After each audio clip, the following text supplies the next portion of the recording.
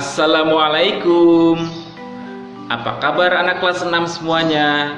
Semoga semuanya dalam keadaan sehat walafiat. Amin ya robbal alamin.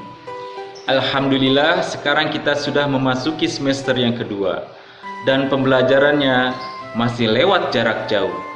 Tetapi walaupun pembelajarannya masih lewat jarak jauh, Ustadz berharap kepada kalian supaya belajarnya tetap semangat. Dan untuk mengawali pembelajaran bahasa Indonesia di semester yang kedua ini, kita akan mempelajari KD 3.6, yaitu mengaitkan peristiwa yang dialami tokoh dalam cerita fiksi dengan pengalaman pribadi. Untuk lebih jelasnya, silakan kalian simak video ini sampai selesai. Oke anak-anakku sekalian, sebelum kita melangkah lebih jauh mengenai pembahasan kita kali ini, yaitu mengenai cerita fiksi, di sini kita harus memahami terlebih dahulu apakah yang dinamakan cerita. Cerita adalah karangan yang menuturkan perbuatan, pengalaman, atau penderitaan orang, kejadian dan sebagainya, baik sungguh-sungguh terjadi maupun hanya rekaan belaka. Cerita yang baik adalah cerita yang sederhana, tidak berbelit-belit, dan mudah dimengerti jalan ceritanya. Lalu, apakah cerita fiksi itu? Cerita fiksi adalah cerita hayalan atau tidak nyata. Cerita fiksi dibuat berdasarkan imajinasi dan kreativitas dari si penulis cerita. Cerita fiksi biasanya menggambarkan kejadian atau pengalaman seseorang atau sejarah yang dibumbui dengan imajinasi dari penulis. Cerita fiksi cenderung memiliki struktur yang bebas, sesuai dengan keinginan penulis. Namun meski begitu, cerita fiksi biasanya syarat pesan moral. Cerita fiksi itu banyak jenisnya. 1.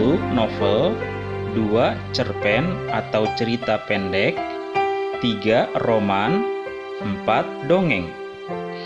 Unsur-unsur cerita fiksi. Yang pertama adalah unsur intrinsik. Unsur intrinsik adalah unsur yang ada dalam cerita. Unsur intrinsik cerita fiksi terdiri dari A. Tokoh, yaitu pelaku dalam cerita. Ada tokoh protagonis, baik, dan antagonis, jahat. B. Latar atau setting, yaitu gambaran tempat, waktu, atau segala situasi di tempat peristiwa terjadi dalam cerita. C. Tema, yaitu inti atau ide pokok sebuah cerita. D. Konflik, yaitu ketegangan atau pertentangan di dalam cerita. E. Amanat, yaitu pesan moral yang ingin disampaikan ke pembaca. Amanat disampaikan lewat pemeranan tokoh, baik melalui ucapan maupun perbuatan tokoh. F. Alur atau plot, yaitu cerita yang berisi urutan kejadian. Yang kedua adalah unsur ekstrinsik. Unsur ekstrinsik adalah keadaan di luar cerita, namun mempengaruhi jalan cerita.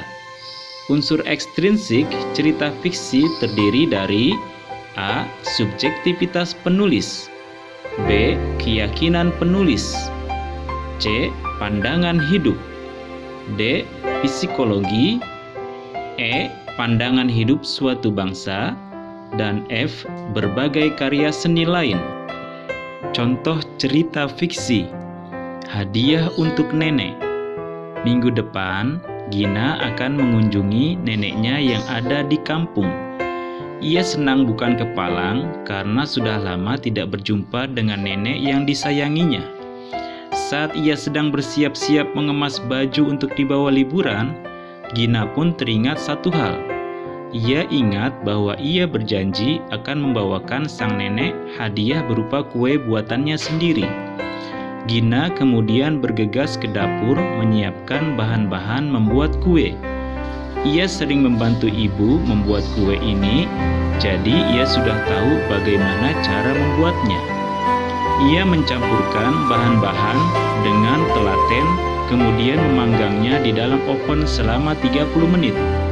Gina pun bangga dengan kue buatannya. Ia penasaran bagaimana respons neneknya nanti saat memakan kue buatannya. Oke anak-anakku sekalian, sekarang kita jawab pertanyaannya ya. Nomor 1, siapa nama tokoh yang ada pada cerita di atas? Tokohnya adalah Gina. Nomor 2, apa tema cerita di atas? Temanya adalah kasih sayang. Nomor 3, di mana latar tempat cerita di atas?